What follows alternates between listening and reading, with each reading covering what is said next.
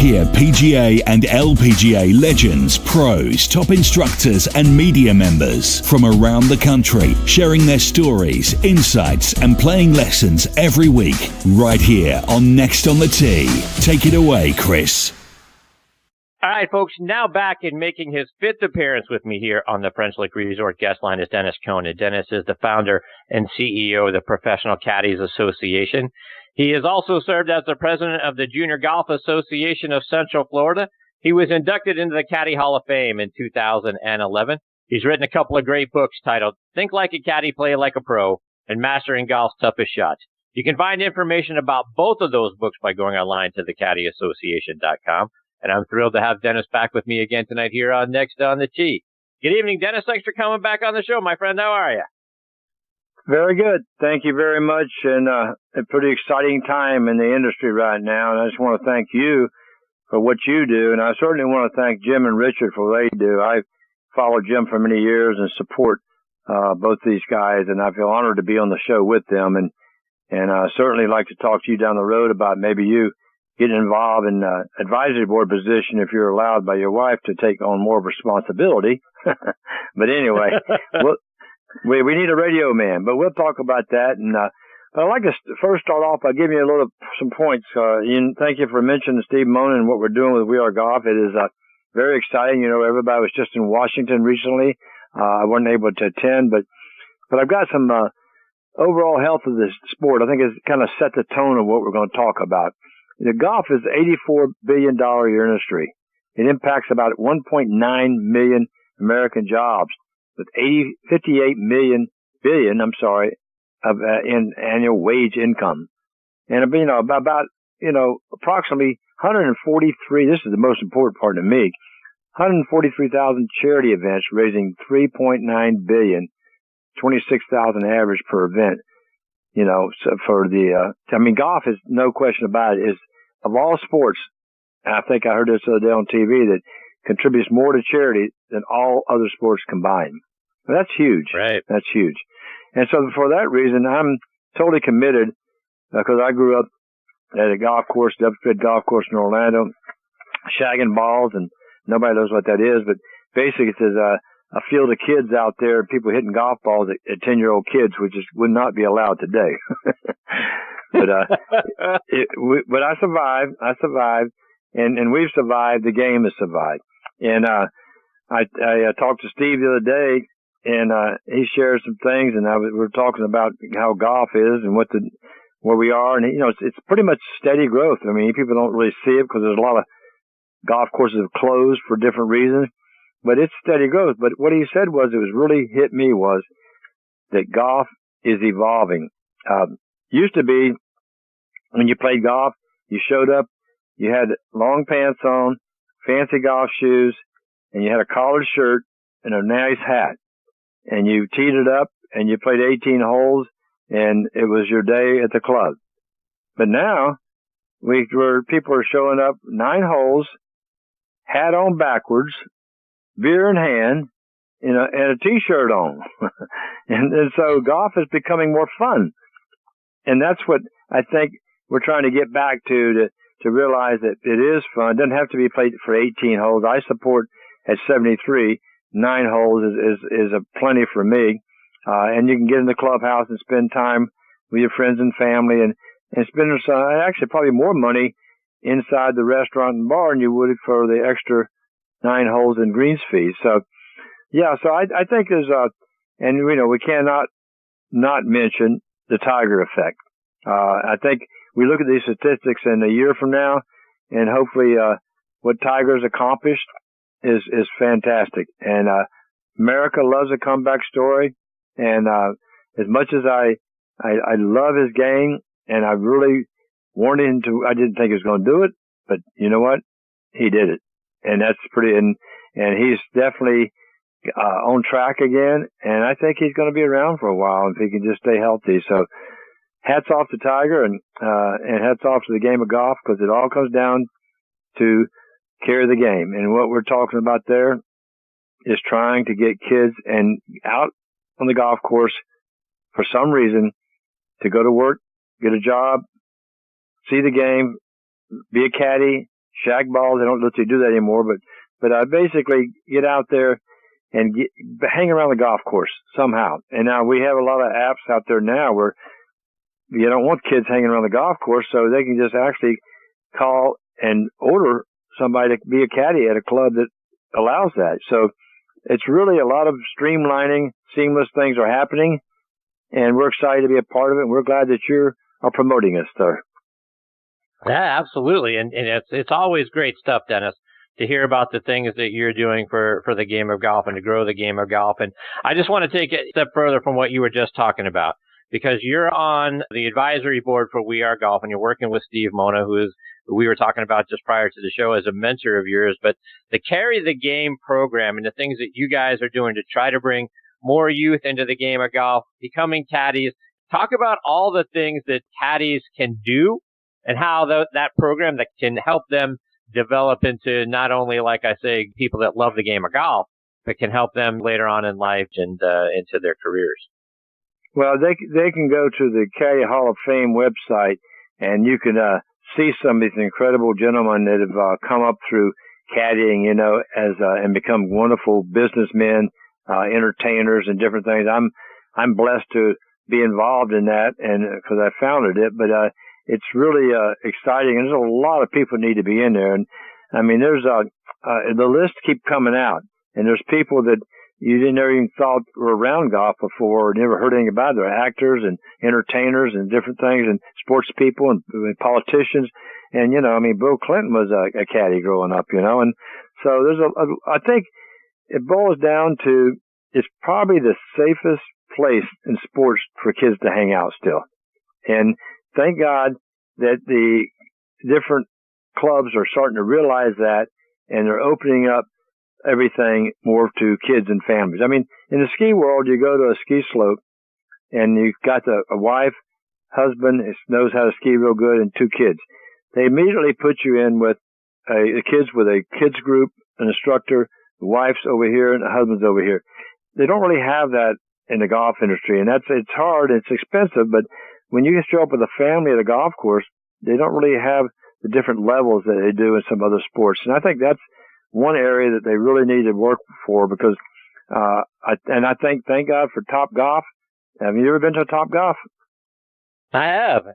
It's great. So these new concepts is creating family fun without any threats. You don't have to worry about somebody telling you you're hitting you slow, playing too slow, or whatever. So I think it's really, everybody in the industry is really working hard to have more fun. And that's really, and you listen to these guys on the tour when they win, and a lot of times they ask him, well, what'd you do different this time? He said, I just went and had fun. And then that's when, and if you look back, I don't know about some of your best days, some of my best days, I can look back and don't know how I did it. So I think I really don't. But a few extra beers probably helped you. I'm not sure. I can't remember. But anyway, it's all about fun. But definitely what you were saying about the kids, there's no question about it. The game of golf, and hopefully the second Tiger effect will take and have more impact and get kids out there chasing their dreams and realize that if you want it bad enough, it's there, just go get it. And now I think the industry is opening up to provide more access to children, kids, wives, parents, and to come out and as a family. And that's kind of where things are going. And I'm very excited to be involved in that. And certainly very excited about what We Are Golf is going to do for the industry as far as steerheading. Basically, We Are Golf is kind of like the limousine driving the bus or whatever. And all these other organizations are just part of it, that we're all working with them. We don't set anything out there other than just the tone of growing the game. All these other organizations are doing the work, and we appreciate every one of them. Dennis, you've got 2 of your board members, Jan Stevenson and Dennis Walters, about to be inducted into the World Golf Hall of Fame next month. Talk about the impact that those 2 have had on the game and your organization. Jan from day one with the foundation. I mean, Dennis is an advisory board member of the foundation, but Jan was on the board and for many, many, many years, and she's just launched her success with not only designing golf courses and her newest ventures in the wine business and now in the rum business. And so she is an entrepreneur. She's a true lady. Just so much respect for her. We went out to Pebble Beach together and we inducted Lance Barrow into the Hall of Fame at the PGA's meeting out there at Pebble Beach, and Jim Nance didn't even know we were going to do it and brought us upstage. And Lance Barrow, the head of golf and football for CBS, he started as a caddy under Chuck Will, who worked for Frank many years. And when the caddies didn't have a job, that Frank and Chuck would hire them to go out and get their guys to give hand signals on, what they hit. And they'd say, just hit a 4-iron. They'd go back and he'd radio the caddy, he'd radio upstairs and tell Ken Venturi he just hit a 4-iron. And people would say, how do you know that? But now it's all electronic. They all know now.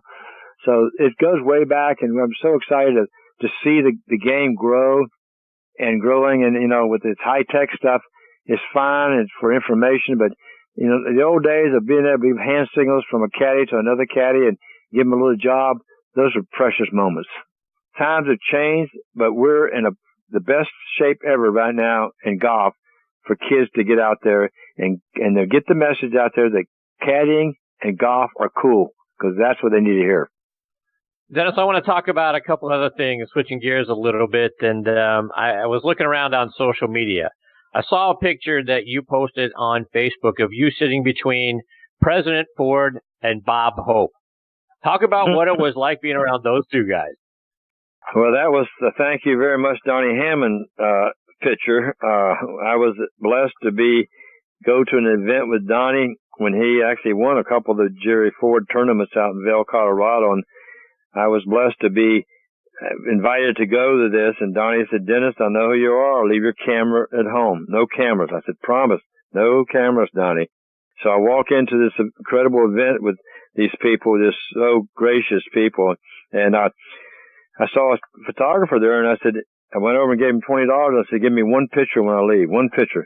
So that's how I got the picture, because Donnie always wondered, how'd you get that picture? You had no camera. I said, well, I gave the guy $20. He took my picture. But the pictures, Donnie said that President Ford was looking at me and wondering how I got past his security.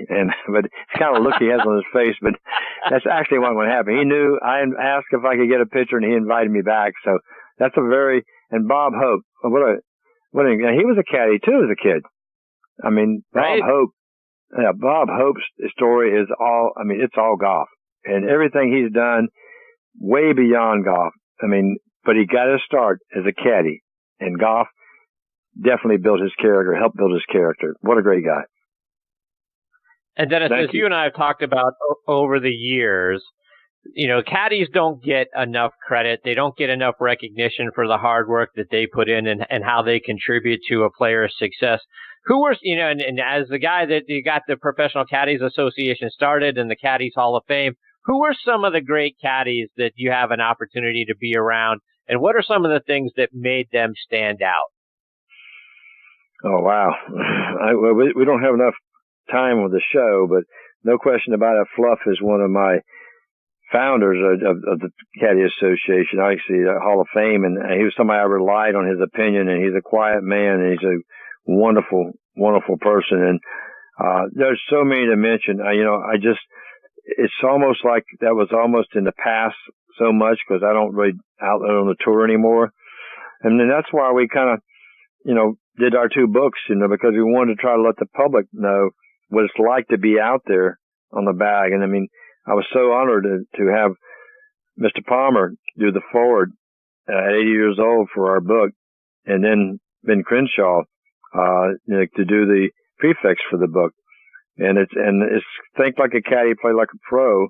And we'll give one away here in just a minute for one of your listeners. But it's basically you can lower your score by seeing golf through the eyes of a caddy, and basically training your inner caddy. It's that little voice you hear when it says, lay up, don't go through the miracle hole that we all try to go through. That's your inner caddy. So we're excited about the book, and the news that I want to announce for the first time is that we have now the rights to our two books back. And I've got 1,400 of the first book in stock and 2,800 of the second one with Gary Player, Mastering Greatest Shots. And we're going to have those put in ebook here in the next 6 months. So we'll be offering at a very discounted rate to the general public, because everybody likes the ebooks, and they travel and they can sit on an airplane and read it on their phone. So so we've got excited about that. I'm working on the third book. Don't tell my wife, but it's going to be require about 2 weeks in Scotland. So if you want to go with us, you're welcome to join us. I appreciate that. And Dennis, one of the things that you sort of alluded to it a little bit ago, but caddying today is very different than it was years ago. There was a time, when caddies, would show up at the parking lot of a clubhouse, of a golf course, of a tournament, and help a player out with a bag and hope that perhaps he could get on that player's bag for the week. And it doesn't exactly happen that way anymore. Talk about the ways caddies go about getting on the bag today versus 30, 40 years ago. I was in a parking lot up in one of the tournaments. I can't remember which one it is now. It's up in Kentucky or somewhere. But a ski instructor, and all the caddies were very gentlemen. They stood around the same area, and they didn't push themselves on the player. And the player would get out, and the player would get his own bags out and carry it up past the caddies and say, "Hey, you need a caddy today?" or just something like that. But the ski instructor went up and approached this player, and all of a sudden started carrying this guy's bag. Well, nowadays, after 911, you can't even get in the parking lot, not unless you have credentials. So that's totally changed everything right there. But, so I think that, it's definitely changed. A lot of the caddies now are pretty much, hired, by word of mouth. When the player's looking for a caddy, they try to match the personalities of the different players, and people know the personalities of some of the players, and they kind of know what caddies may get along with them. So there's a lot of stuff. It's a family. It's a family of a bunch of great guys. And then it's not an easy job. Some of the players, VJ and some of these other guys, will have you out there on the range till dark after you caddied all day long.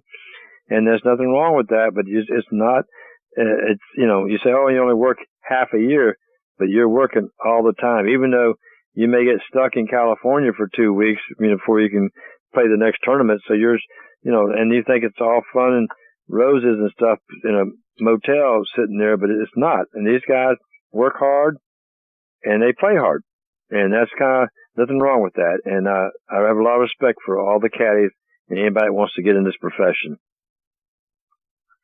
Dennis, for our listeners who want to find out more information about the greatest caddies of all time, the great things that you're doing, the caddy programs that you're putting together, how can they go online and get more information about all of that? PCAworldwide.com is the main site, and that takes you to a couple other sites, PCAworldwide.com.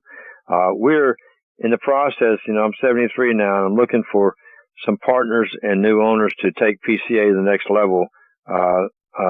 I don't know if I told you, but my son passed away a couple of months ago, and 47 with some heart failure. So I'm really changing my direction of where I'm going with some things.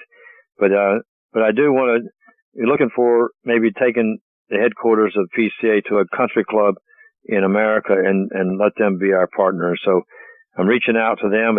And also I want to offer a free book to your listeners. If somebody can tell you, Chris, on how many majors Bruce Edwards won on Tom Watson's bag for almost 30 years. Tom won 8 majors. How many majors was Bruce Edwards on his bag? And I'll just give you a little hint. He was never on the bag at his Open Championship wins. So that'd take a half of them off right there. But anyway, right. Just want to throw that out to your listeners if they want to, get back with you and let me know, and I'll send a couple books out. But I'm going to leave you with this. If you've never played golf with a caddy, you've never played the game. And I know you appreciate it, and I really look forward to playing golf. I don't actually play much anymore, but I'm doing a lot of, like you say, with the program for kids with cancer and veterans, but fishing. But it's 2 hips and a knee slowed me down a little bit, Chris. Well, Dennis, no, you're the best, Dennis. I can't thank you enough for taking time out of your night to come back on the show and share all the great things that you're doing there with the PCA and through We Are Golf and this new caddy program. So you're fantastic. I can't thank you enough. Tell Jim and Richard hello, and thank you guys. Hello to everybody. And we're definitely here for you 24/7 because you're probably I've done a lot of radio shows, but Chris, you're number one with us, buddy. I appreciate you, Dennis. You're the best, my friend. Take care. All the best to you and your family. We'll catch up soon. God bless. See you, Dennis. That is the great Dennis Cohn. PCAworldwide.com is the site, and it's got links to a lot of different places in the Western Golf Association as well. And the great things that Dennis is doing through that organization, through We Are Golf as well. So really enjoy having Dennis as part of the show. And, you know, the thought that he is there working with Steve Mona, who's also a great friend of the show, trying to develop these caddy programs, get kids involved, making it not only a game for a lifetime, but also helping them develop professional relationships with the people that they're caddying for, and they're also working for at the various golf courses around the country. It's just a win-win all the way around. Can't thank Dennis enough, and we look forward to having him back on the show again real soon.